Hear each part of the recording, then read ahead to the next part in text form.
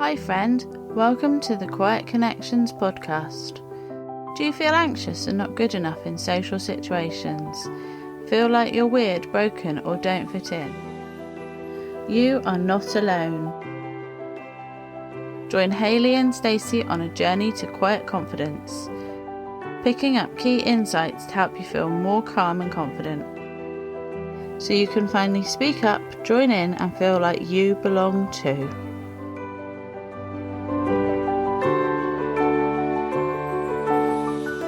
Hello and welcome to the Quiet Connections podcast.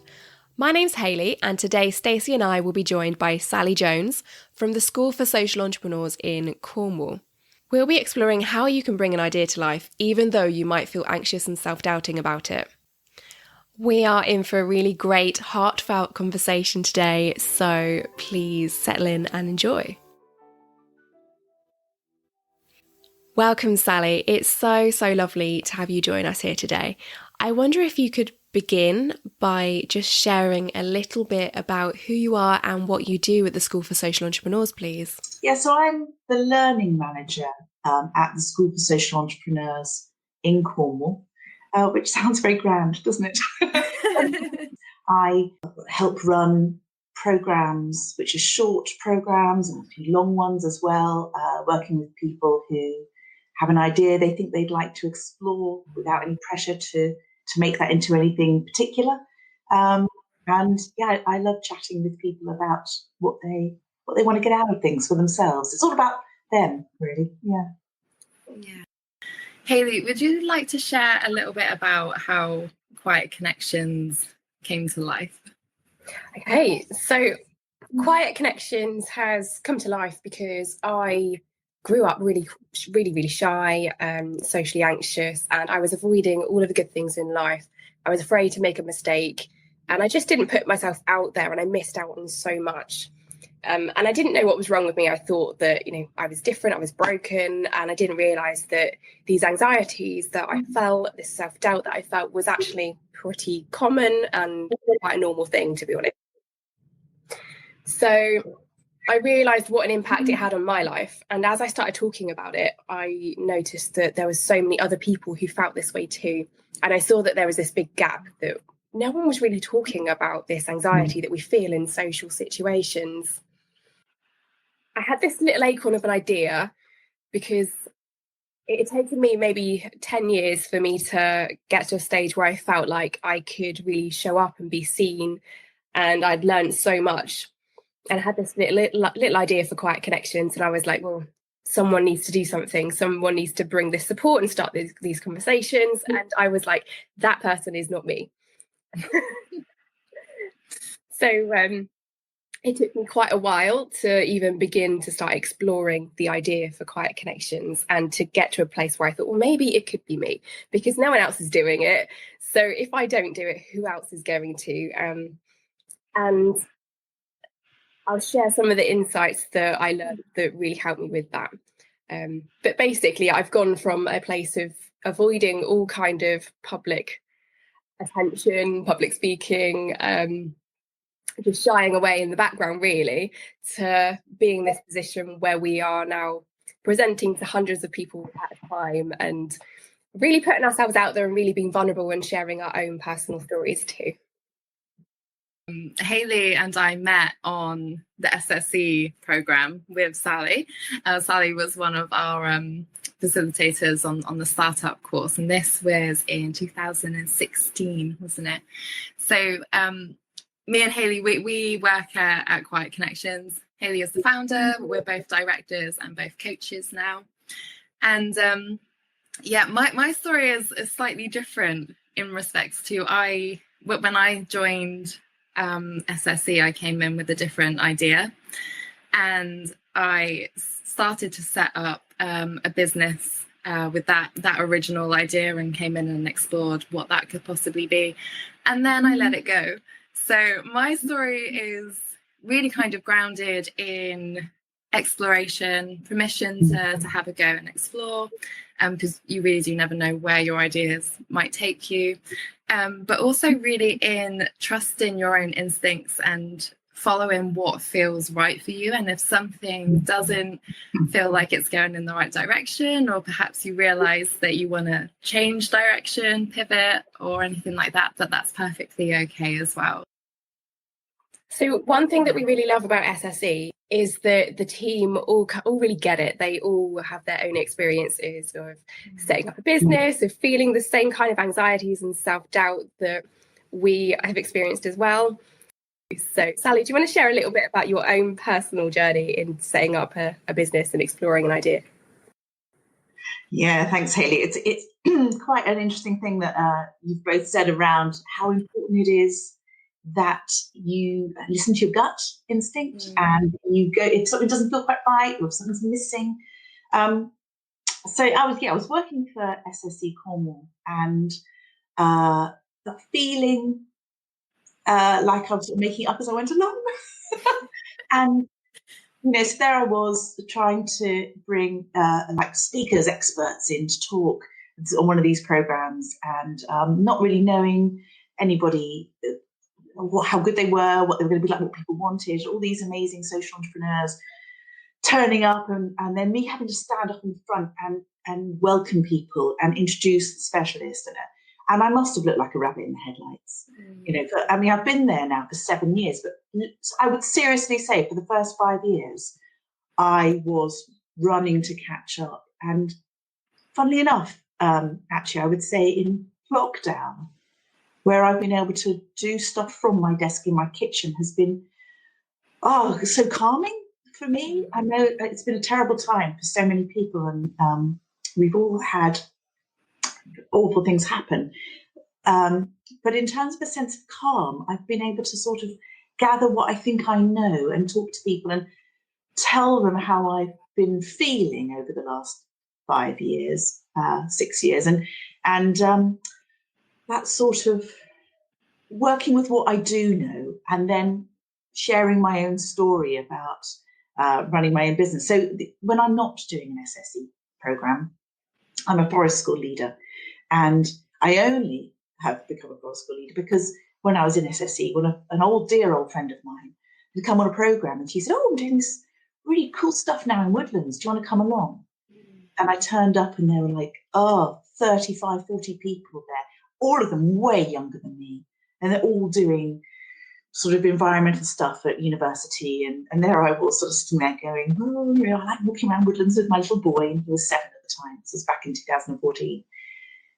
But what we were asked to do was to just sort of wander around and pick stuff up off the ground and explore nature. And it was it does help if it's a lovely sunny day, of course. And it was. But then we were asked to do something a bit different, which was to light a little fire. And I'd never, as a child, I was the youngest of 5. I was never given the chance to do the thing in the household. I was never got to use the drill or light the fire or, whatever it is that was being done. And here I was just allowed to do it on my own quietly in a corner of the woodland and not told how to do it properly, just allowed to work it out. And I got it lit. And that incredible sense of achievement that I felt at the age I was like 44 at the time. And I just thought, oh, goodness, this is amazing. Why haven't I done this earlier? And so I could then decide whether I wanted to train. And I thought, well, I'm too old to train to do something else. But then my friend who was running the course, she was 55 then, and she, only trained a couple of years earlier. So I thought, well, I'll give it a go. And here I am, sort of, 2020, and I'm actually running my own forest school. And I think partly it's been a series of knocks along the way. I have to say, it's not an easy journey. I have met people who've been less than supportive. I've wanted to give up because I thought it was too hard, a struggle each time turning up, especially when it's lashing with rain, it's cold, I'm lugging loads of kit in, I've got children who are getting cold, freezing, I've got to really just, proper stuff. But what I would say is that in the moment, when you're in the moment, especially with children who don't come with baggage, they are themselves in front of you and they're really present, I get so much from that. A friend of mine on social media posted about one of those quote things yesterday, which is about success. And I just thought that was so timely, because she said, success is gaining the affection of a child. It's so many things, it's so many little things in a day. And I get that every Saturday when I run a session, and I don't run it alone. I have a really excellent friend who runs it with me, who's a teacher and outdoor educator. But when that child comes up to show me something in their hand they found, it's just, I just want that moment to last. It's that moment of happiness, that transient moment of happiness where I feel like I feel I'm home. And that's what I count. Those are the things I count as being, I'm the right person in that moment for that child. I'm the right person in the right place for me. And yeah, that's how I feel. But it's not easy. And I've had so many moments of doubt. Yeah, I love so much of what you said there, Sally, because what I heard there was that, you've experienced a lot of anxieties there, that there was quite a few thoughts and doubts that came up around, you being too old or feeling like, that you couldn't do it. But actually it's that feeling of like doing something that brings you so much joy and that brings so much fulfillment, that actually like being in touch with those feelings and what it is that is important to you and what you value is really, really helpful in helping us summon up that courage to actually overcome some of those anxieties. And I do feel like when it comes to exploring an idea or setting up a business or a community project, that's one of the key things that we need to keep bringing ourselves back to, is why do I want to do this? What is so important about this project or this business or this idea that is just pulling me towards it? No matter how much I how many doubts or anything that I have, I just keep coming back to this, because I think we all have this idea in our heads of what a successful person looks like, or of like our idea of like what a business person is, or someone who runs or starts something new. I know for me it was very much someone who was just very confident, or at least what I perceived to be confident, and someone who just never ever experienced any feelings of anxiety. And for me, that was almost like the opposite of how I saw myself. I was someone who was like, I feel so very anxious, and especially like when I started SSE, I remember feeling terrified of coming onto that program. And I know you did as well, Hayley, didn't you? Absolutely, yeah. And I think the gap between who we think we need to be successful and who we think we are right now is where we can get really fearful and hold ourselves back, because we think, well, I can't get to be that person. And for me, I used to feel like I had to be this very confident, outgoing, chatty, connected, more extroverted person than I was. And like you, Stacey, I thought that I was looking around at all these people who I perceived to be successful, and I saw them as being confident, and I thought they've never experienced anxiety and self-doubt like I have. And and even with you, Sally, when we were on the course, like you come across very confident, and you wouldn't know how you're feeling underneath that. And for Sally Hurd as well, who she heads up the School for Social Entrepreneurs in Cornwall, and she's amazing. You just wouldn't realise that underneath that, you both feel the same kind of anxieties and self-doubts as we experience too. And the real difference is not that you don't feel anxious and you don't feel self-doubting, it's just that you don't let it stop you. I think that's so true. I mean, every time I'm getting close to a Saturday where I'm going to run a session, I get nervous. I'm running a session tomorrow, and I know that the other person I run it with is all over it, because she's doing this daily. Well, she probably isn't, of course. If I was to ask her, maybe I should ask her. Because I get really nervous before all the children turn up. And it's a bit like stepping out on stage, isn't it? And yet, of course, each child arrives and they're nervous. And so I need to put my big pants on for them and welcome them and I wonder if one of the secrets that I found is to just focus on the person in front of me and make that personal connection. And so when I was that sort of early days of SSE and being the learning facilitator, welcoming these big, broad social entrepreneurs, when I had to stand at the sign-in desk, when these people are coming at you and I had to ask them their name. But after about the third time of meeting them, I would know their name and they would look for me. And so, but they didn't want to talk about business. They just wanted to find out, how was I, what I'd done at the weekend. And it became an individual personal conversation. And so those people that made that effort with me, because I clearly looked terrified, made it easier for me. And I think if I can do that for the children, that's one of my secrets anyway to getting through it. Yeah, I really like that idea of focusing on, just making that connection with just one person. It's actually something that I try and do as well to help manage and any nerves that I'm feeling, especially when doing something like this or community groups or something. Is just to think about, okay, it's just one person. It doesn't have to be loads of people.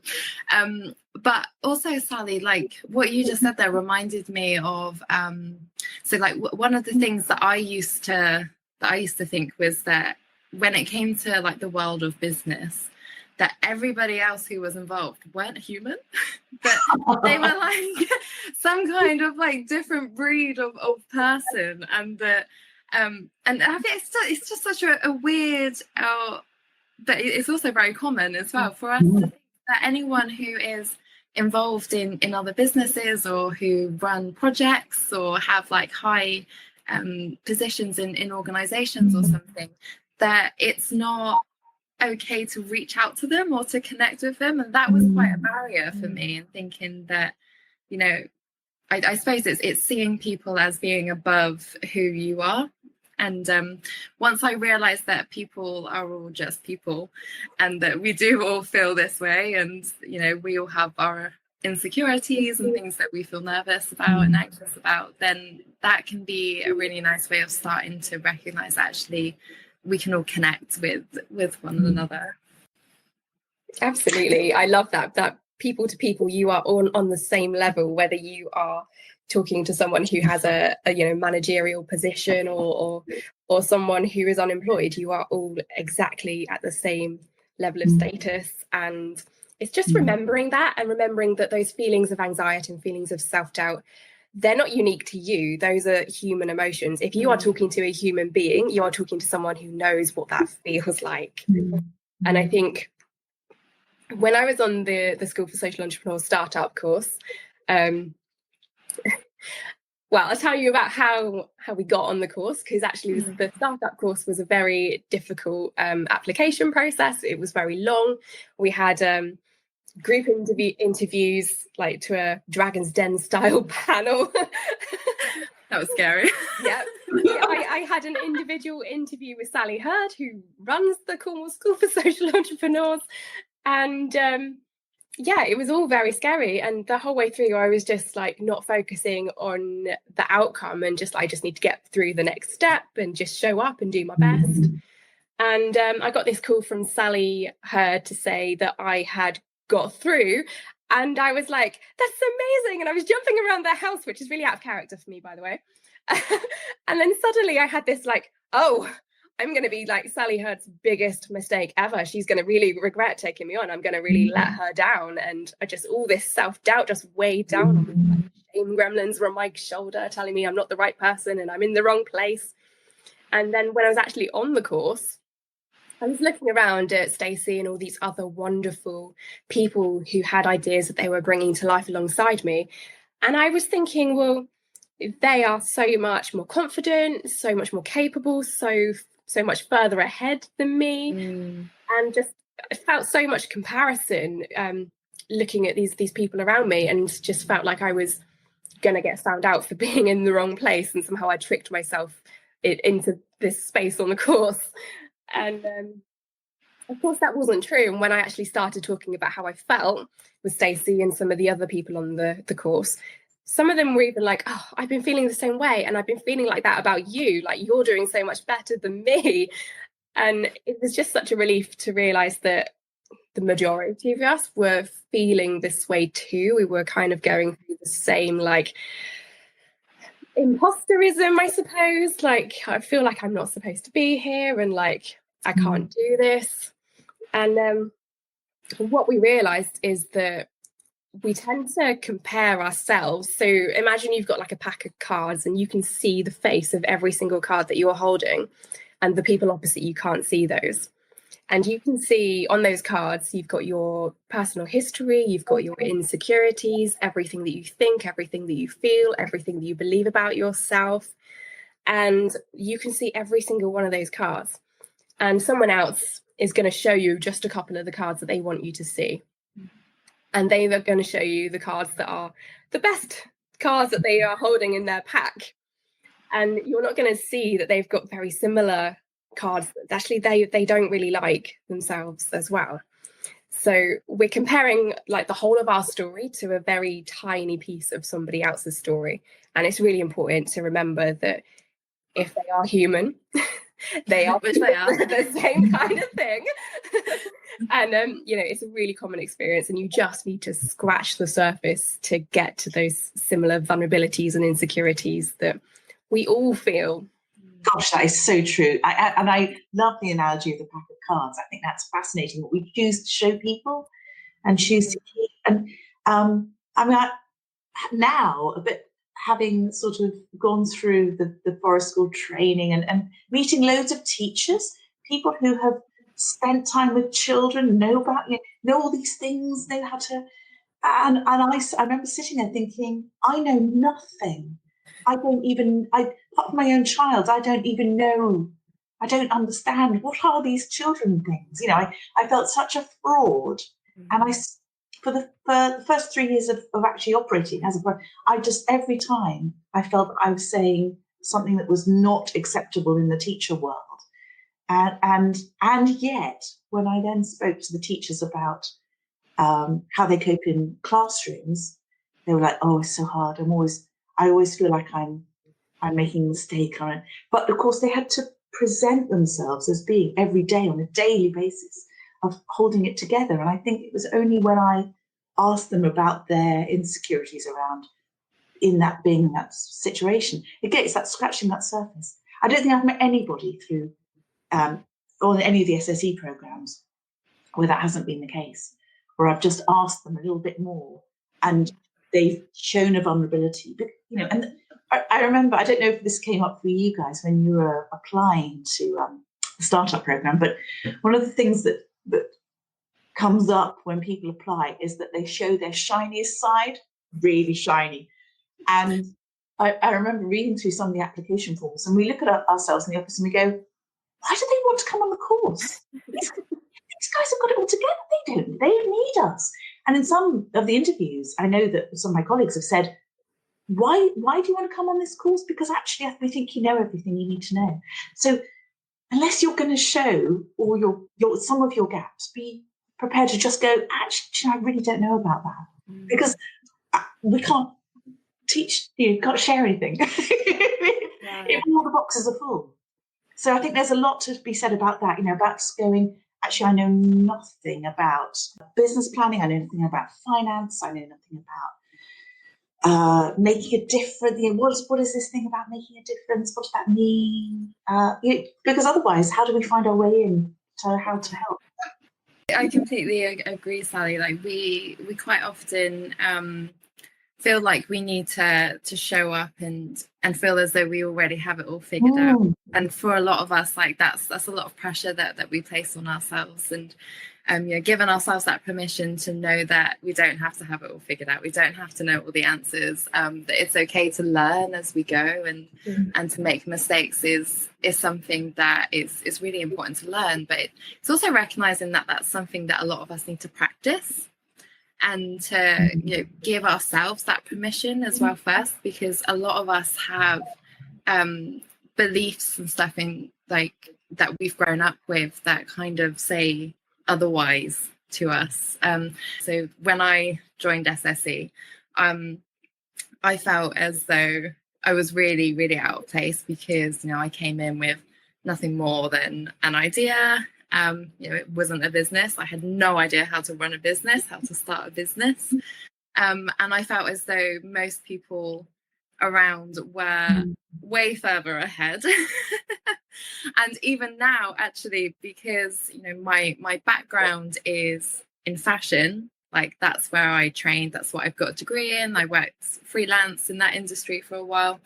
And then, after I let go of my business and I joined Quiet Connections, like entering this new kind of field, I suppose, this new industry, like for quite a while, I also really felt like an imposter. And what I've noticed is that it's not really always like what you are skilled or trained in, like your degrees or your previous experience that always matters. It's what you personally bring, what like qualities and gifts that you naturally have as a person are quite often like the most important parts to be exploring. So, the reason why I fit in so well with Quiet Connections is because of just who I am as a person. I'm very good at listening. I'm very good at holding space for people. I'm very supportive, but I didn't always recognize those qualities within myself either. So we can quite often trick ourselves into feeling like or like I suppose that inner critic can take over, and we can tell ourselves like, I'm not good enough for that role, I'm not the right person, I need to be someone that I'm not, or I should be doing something more. And the truth is that our thoughts aren't always reality. Our brains can only process like so much information every second. And generally what happens then is that our brain creates these filters that decides what it wants to let in consciously. So what ends up happening is that we distort, generalize and delete certain bits of information. So if we believe something to be true, and whether that's about ourselves or about how a situation is going to turn out, then our brains are set to look for evidence that's going to back those up.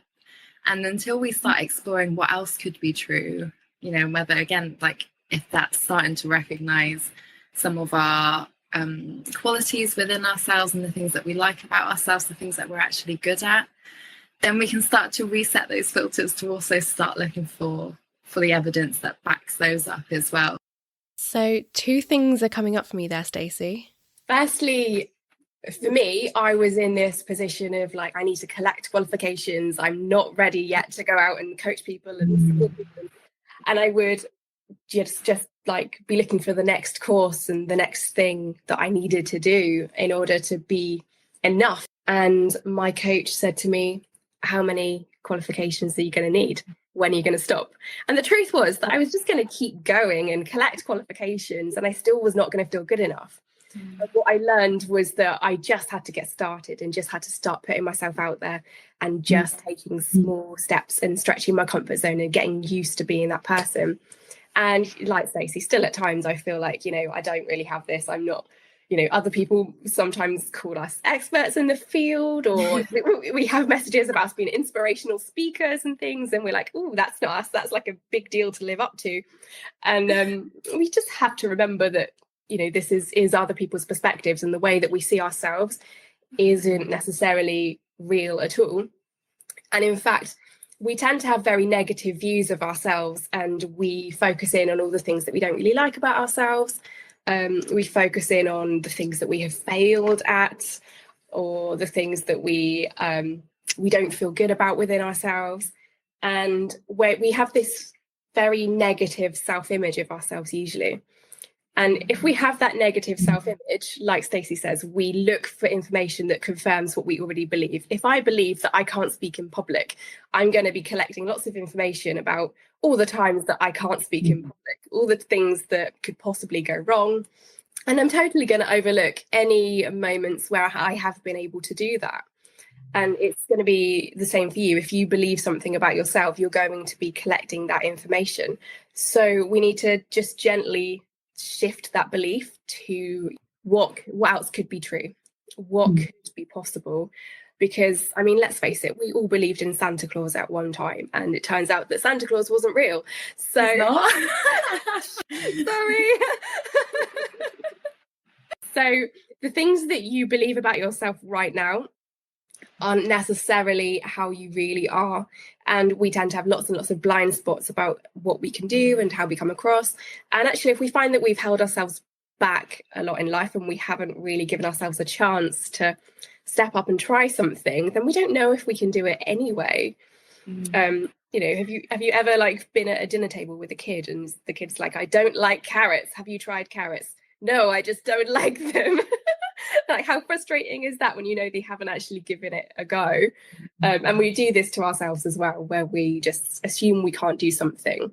And it's really important to just allow ourselves to give ourselves permission to have a go and to make mistakes and change direction and just collect information that tells us what we enjoy and what we can do. You made a really good point there, Hayley, around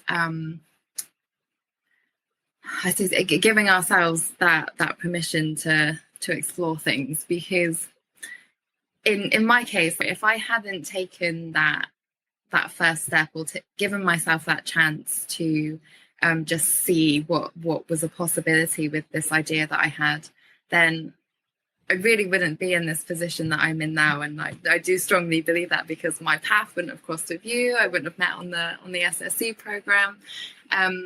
So taking that chance on myself, and by the way, like previously, like my go-to response when I feel quite anxious is to avoid altogether. It's really to freeze. I experience what I think Brene Brown describes as life paralysis. So that is that I don't even try if I don't feel like I can do it. So that's been something that I've had to really work on over the last few years.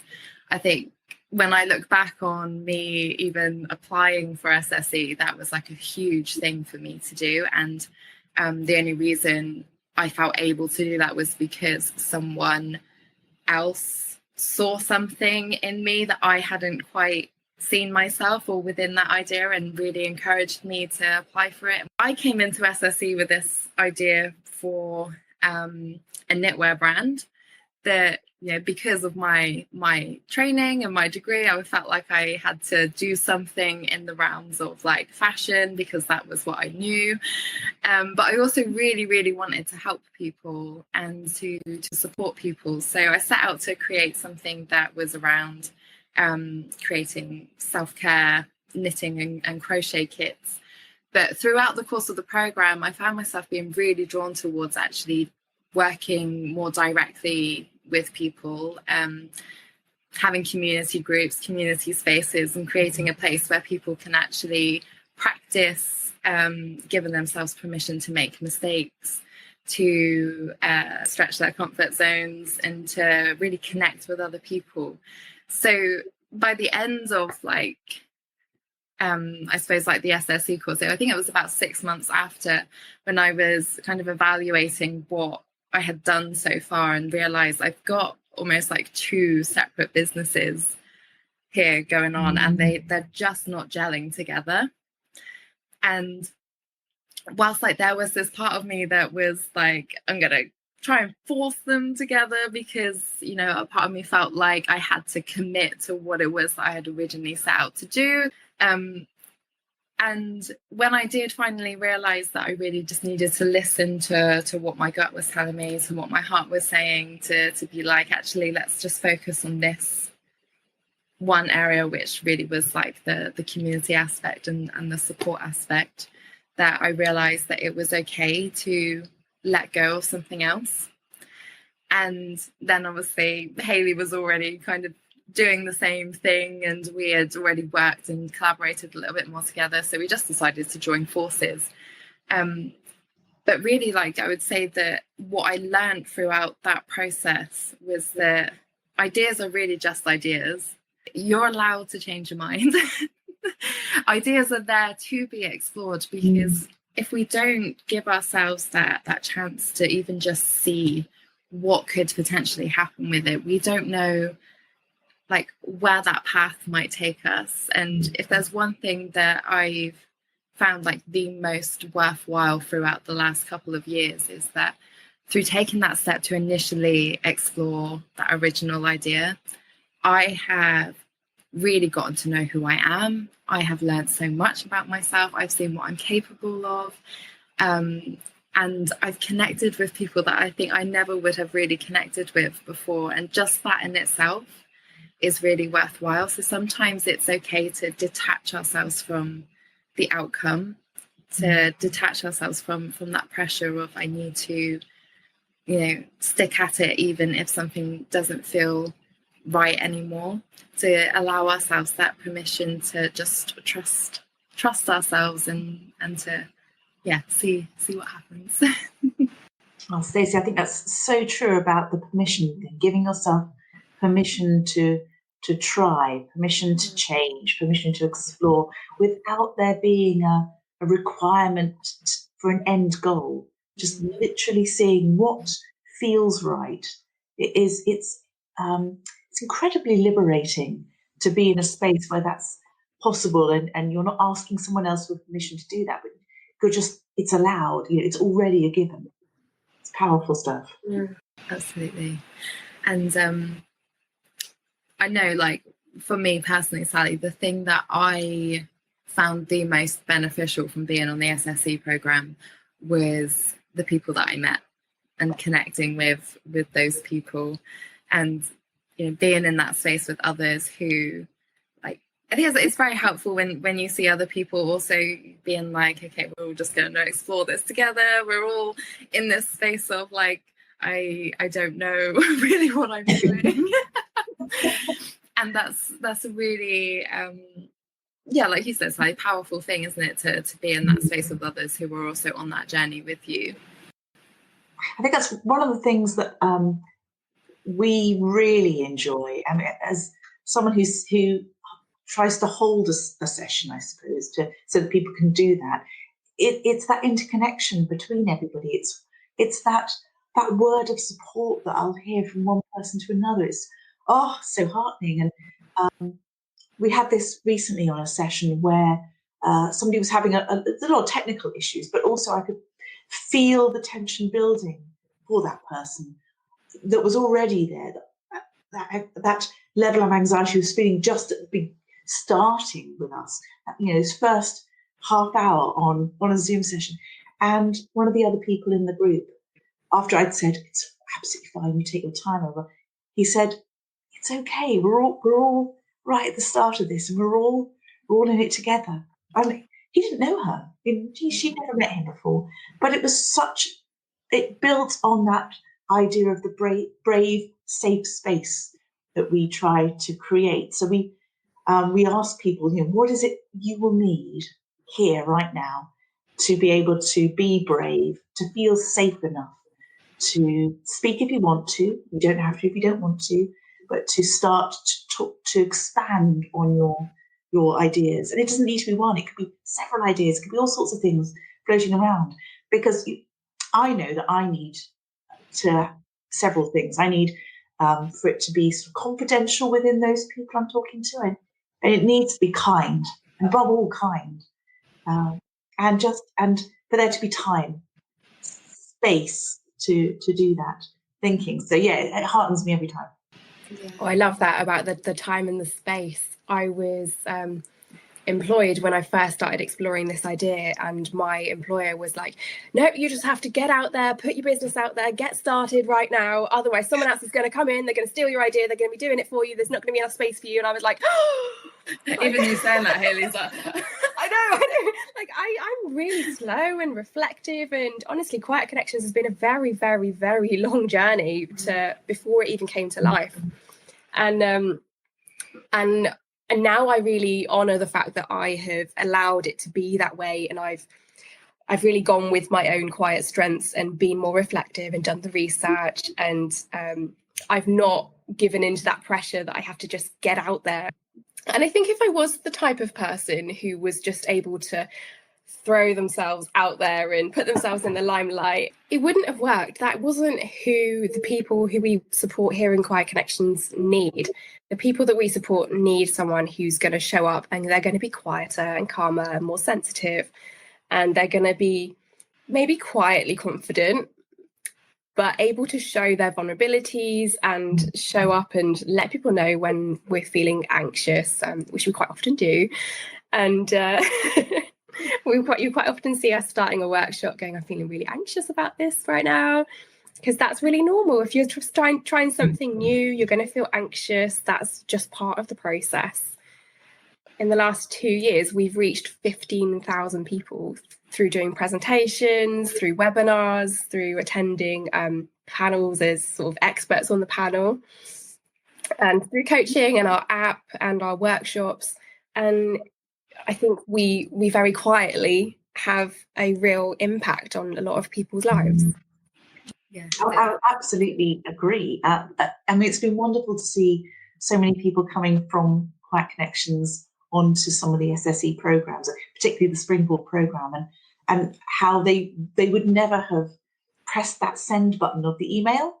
In fact, when we were doing some research amongst people who'd been on the program, who'd come through you, and the comments around needing to really put their big pants on to even connect in the first instance. One person said it was the bravest thing they'd done in the whole of that time, was to literally say, hello, could I find out more about? Because that was starting that ball rolling. And I mean, she's done amazing things, as you know, since then, but that massive step. And it had come from the inner critic. It had come from a background of hearing people say to her, you can't do that. You're not good at that. You won't do that. You won't be able to do that. And so the fear of hearing that again, putting herself in a position where that could be heard again, terrifying.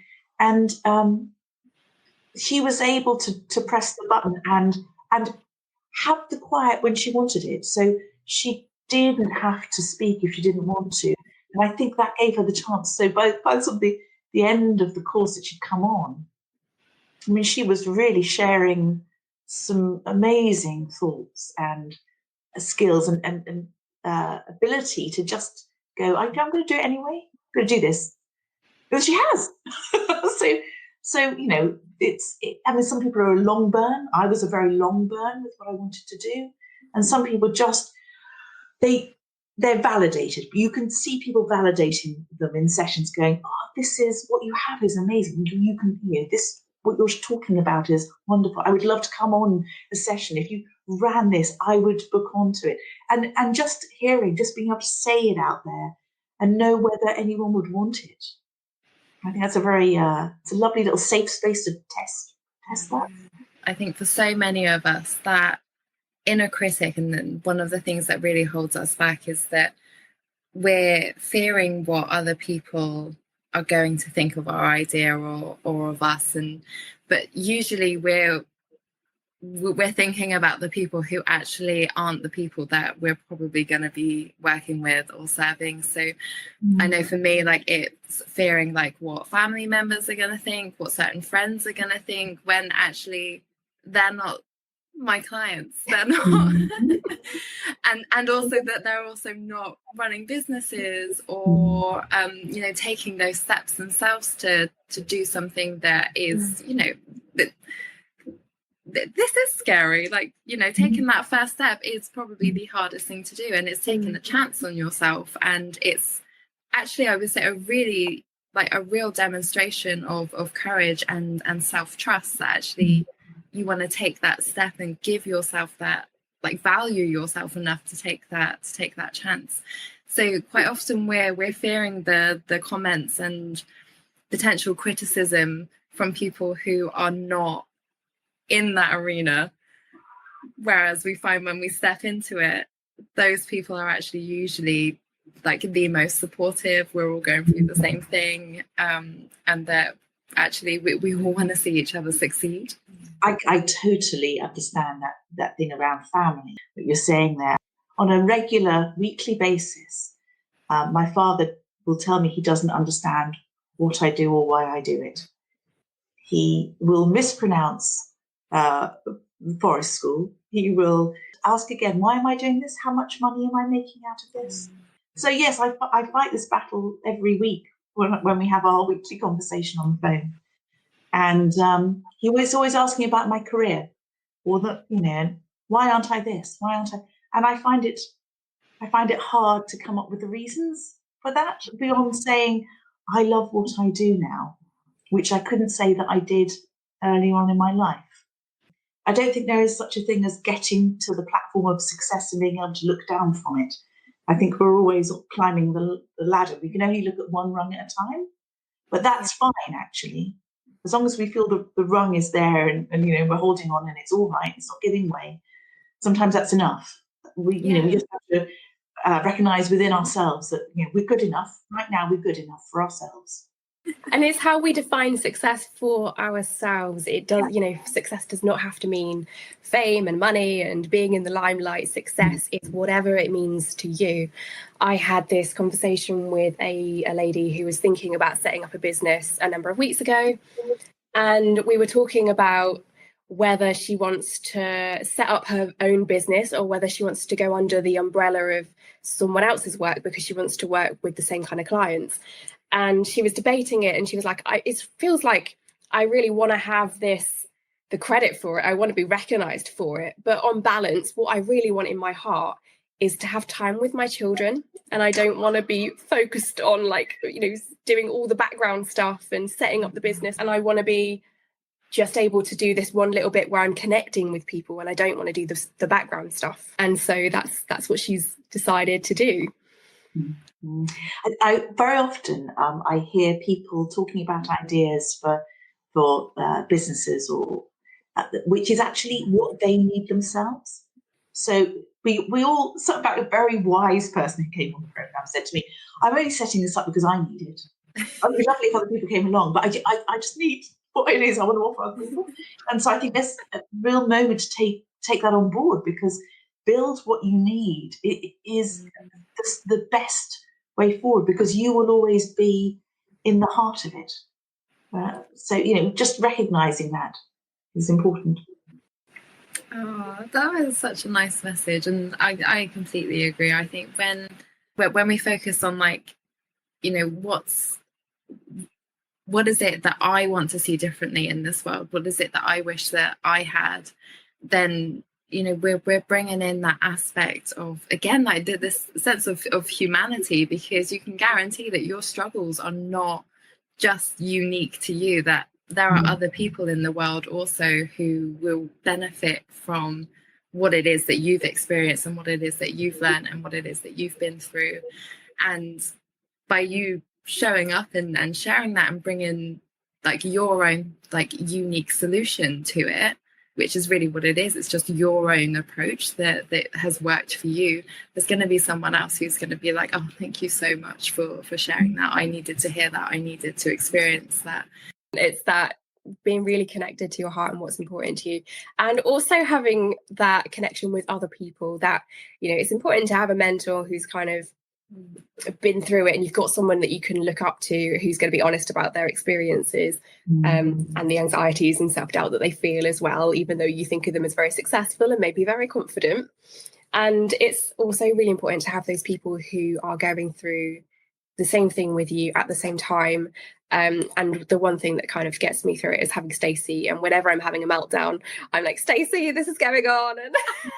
And likewise. Yeah. It's so true about having the people around you. And when you find a person that you just don't have to explain everything to, that seems to, it's a bit of magic, isn't it, really, when that's there. It is one of the bits of the Springboard program that I think is one of the scare. Once you've got past the pressing the button bit, the email bit, and the next stage is getting the 4 hours worth of mentoring, the one-to-one mentoring, and it can be a little bit really exciting, because you get to speak to somebody who's running a social enterprise who can tell you about how how it's done, if that is a thing. I don't know even if that is a thing, but also it's kind of terrifying because it can be, you can worry that it could be a parent-child relationship, and of course it isn't. It's everyone's coming at it from the same level.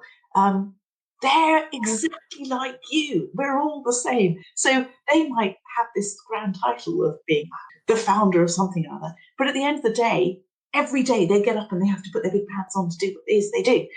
One of the best things is to hear the mistakes people make and what they would have chosen to do differently. So it's that bit of learning every time. For me, it would have been saying no to some things. Saying no. No, actually, thank you very much for the offer, but no, I don't. I'm not in the right position to do that right now. But thank you very much. I've still not mastered that. That is a big thing, and I know that someone to practice. Saying no is liberating. It gives you time to think.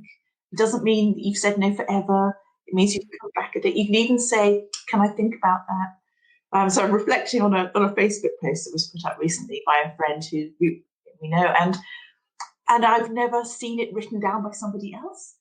So I thought, obviously I know there are people out there who probably want to say no to things, but very, very clearly giving ways of allowing the chance to just step away. Because that's another thing, isn't it? Another important thing is don't say yes to everything. Yes, absolutely. We really need to be saying no to some things so that we can create space for the things that we really do want in our lives. Now, Sally, we all know how nerve-wracking it can be when we are starting a new course or even just reaching out for information about getting support. So I wonder if you could tell us a little bit more about the ethos around the courses that you run at SSE. I know it can be scary to just say, "Hi, can you tell me more about it?" But that's all you need to do. And what I'll do then is I'll either arrange to phone you or text you, or we can talk on Zoom if you like, or I can just do it by email, and I can just give you the dates and some of the content, and you can have a little look at some of the documents that we work through. But we go at the pace of the people in the sessions. It's very gentle and calm, I would say. It's interesting, actually, when we did some user research, the people that had been on it, there was a lady there who runs a community centre. And when I first met her, I said, "Gosh, you've been running this for like 10 years. What is it you think you'd like to get? Because I'm worried that we're not going to give you what it is you need. We're not going to give you the, quality level of information." And she said, "Oh, I just feel downhearted the whole time. I've always, I remember my teacher telling me when I was 7, I give up all the time." I was thinking, hang on, you're 65. Can you really remember that comment? She said, "Oh, yes." She said, "Last week, I had a meeting with my trustees and they just told me that my idea was rubbish." And she said, I felt right back there, right back being 7 again. And so I realised at that moment that actually what she needed was the space to explore and be held, I suppose, for that moment. So yeah, that's how we work, and there's no requirement at the end of the support we give you to do anything. You don't have to go off and madly set up an amazing business. You can literally just say, "Well, that was really lovely. Thank you. That was really exciting." And I'll potter away and do something else. And I might come back. Because that's the other thing you can do, is you can always come back. You can come back with a different idea. You can come back for a chat. You don't have to sign up to anything. You can just have a chat with us. I personally get so much energy, I suppose, from meeting people with wonderful and small ideas and wonderful and big ideas and different ideas, and just the way people's creative minds work. I love it. Oh, that's really beautiful, Sally. And I think that as human beings, we're all naturally really creative and really curious, and we're full of ideas. And then these little self-doubts and little feelings of anxiety come along, and we forget to look beyond that. Like, look at the other resources that we've got within us that could help us to move through that anxiety and those self-doubting feelings. We can be brave and afraid at the same time. You know, as well as any sense of anxiety that you might be feeling, you also have this massive sense of courage within you. And it might just be that we need to develop some ways to help us manage those anxious feelings, to step into our own quiet confidence a little more easily. And you'll see Stacey and I managing our own emotional state using breathing techniques and power posing and other state management tools before any big event or before podcasting even. And this is really how Quiet Connections can help you. We can help you with topping up your toolkit with techniques that work for you. We can work one-to-one with you or in groups, give you safe spaces to practice gently stretching your comfort zone, teach you how to pace yourself. And we actually offer a lot of this advice in our free resources on our website. So you can go to quietconnections.co.uk/free gifts. And for those of you who want to find out more about the School for Social Entrepreneurs and the free support that you can get to explore your idea or start your business with them, just go to www.the-sse.org. And if you're looking for Cornwall in particular, just add /Cornwall onto the end of that. Thank you so much for listening to the Quiet Connections podcast today, and a massive thank you to Sally Jones for joining us and sharing your own experiences. You've really spoken to us from the heart, and that's been so lovely to hear. Thanks for listening. You can find the show notes from this episode at quietconnections.co.uk. If you found this episode helpful, then please tell a friend about it or share on social media. With gratitude for the support of the National Lottery Community Fund.